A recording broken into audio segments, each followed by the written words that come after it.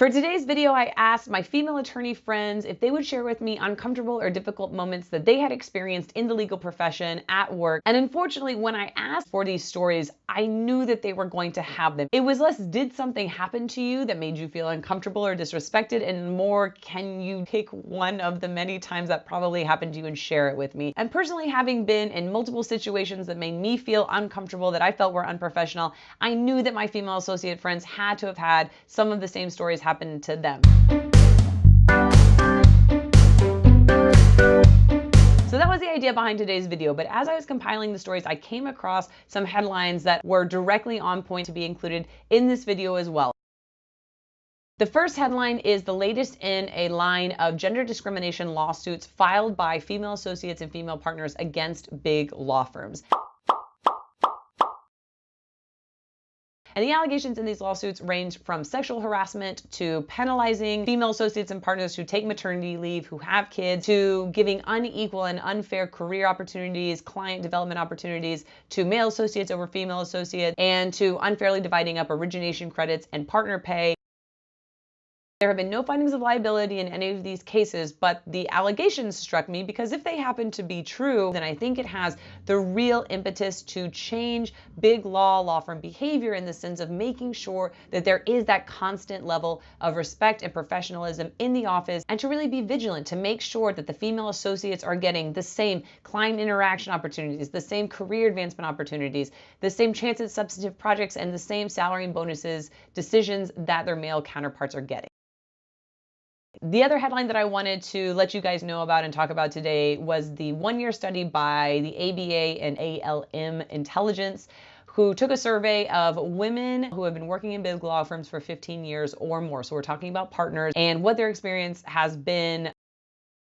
The day I made partner, one of my male partners came to my office to congratulate me. He closed the door and planted a big wet kiss on my lips and said, "I have been waiting for years to do that. Now you can't sue me." As a young associate, my direct supervising attorney made numerous advances, inappropriate comments, etc. I did not report anything for fear of retaliation until my exit interview, and then the retaliation was massive. He wrote all sorts of BS crap to HR, saying that in my final week or two, I had been insubordinate, I had left tasks undone, I was refusing to do certain things, I was abandoning projects and causing client harm, etc. I had male partners when I was an associate grope me in the office and at firm events after they had been drinking and told me not to be upset. In fact, a shareholder told me I should be flattered and more appreciative of the attention since he and others were the shareholders who would one day vote on my partnership. I was asked out by a male partner who said I did not work for him specifically, so it was okay. I told him I did not date those I worked with and that I was engaged. He said to relax, kissed me and groped me, and when I reported this, the firm said they would either transfer me to another office or I could live with it. When I hear the stories coming from this report, it's crazy that these type of things happen to women who have been in the legal profession for 15 or more years. It doesn't particularly surprise me though. If you've ever been to a women in law seminar where female attorneys are talking about their experience as a woman in the legal profession, you're going to hear stories like this. These are not uncommon, these are not rare, they happen all the time. And I think it would be sort of easy to discount this report and say, well, that happened a long time ago. These women have been in the legal profession a long time, back when it was much more of a boys' club, back when it was much more acceptable to treat female professionals this way. It's totally different now. Cue that as a segue to talk about the stories that I have personally experienced and that my female attorney friends have experienced to show you that this type of behavior and these type of interactions has not been eliminated, has not disappeared, that it's still very prevalent even in our relatively short and relatively young legal careers. During a law firm summer associate interview, I was told by a male partner that juries would probably like me because I was pretty, but not too pretty. While I was working as an associate, a male defense attorney called me precious and continuously complimented my appearance. When I was an associate working on a case with a male partner, one day I made some comment and followed it up by saying, or maybe I'm just being crazy. The male partner said, "Of course you're crazy, you're a woman." I was a second-year associate trying a small breach of contract case in state court with a male partner and male associate as opposing counsel. The male partner for the opposing party repeatedly called me Missy, and in response to legal arguments I made during the pretrial conference, said that he didn't want to get into a pissing contest with me and joked that he'd win that anyway. The judge, also male, laughed. As an 8th-year labor and employment associate, the CEO of a new client reached out to me to do a sexual harassment training after some issues came up at their company. I was thrilled that a new client had sought me out. A few days later, a male partner from another firm called me and told me that the CEO had asked him to do the training with me because the CEO didn't trust me to do it myself. My ego was incredibly bruised. I wound up telling the CEO that I was not interested in being his token woman for the sexual harassment training and that I would not tolerate him hiring my competition to keep an eye on me. I have to say that last story is extremely badass, and I don't know if I would have the guts to stand up to a brand new client CEO and do something like that. Shout out to the friend whose story that is. I think one of the most disturbing parts about the allegations and the report and even the stories of mine and my friends is that most of these situations are happening between female associates and male partners. And when you have that difference in power dynamic, it makes it so much more difficult to say something in the moment or to report someone afterwards or to have a conversation about it even, because in the moment you feel, yes, that was uncomfortable. Yes, that was inappropriate. That was unprofessional, but I can deal with it. I can live with it. I can move on.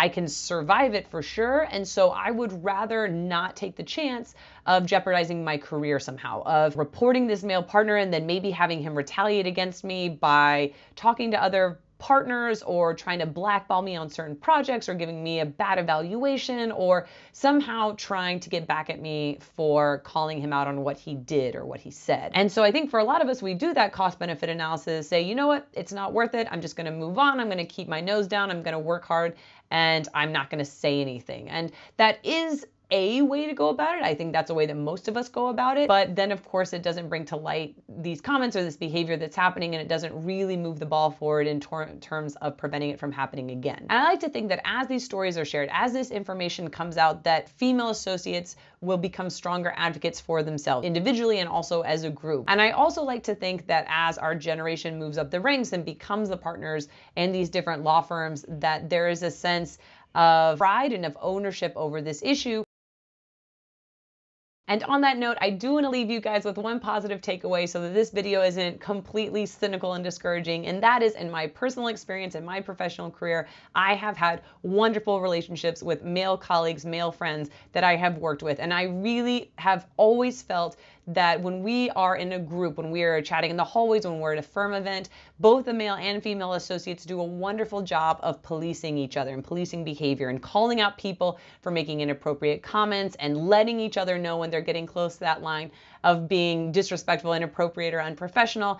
And it has always been a really, really great interaction. So I don't want to suggest that all law firms or all male associates or male partners in law firms act this way. I just think that it is important to let people know this behavior is still going on, but that my experience with male colleagues really does give me hope that when they also move through the ranks, also become partner, that their relationships with female associates are going to be very professional, very respectful, that those female associates feel welcome and comfortable, and that we make the legal profession even better than it is today, and an even more rewarding place to work. That's it for this video. Thank you guys so much for watching. If you enjoyed it, give it a thumbs up. Comment tribe on in the comment section below. If you guys have any reactions to the stories you heard, or if you have any stories of your own that you would like to share, please, please, please comment below. Send me an email. I'd love to hear from you guys. And if you haven't subscribed yet, subscribe. Hit that subscribe button, tap that notification bell, and you'll be notified every time we release a new video every Tuesday. And that's it for this one. I will see you guys in the next one. Bye.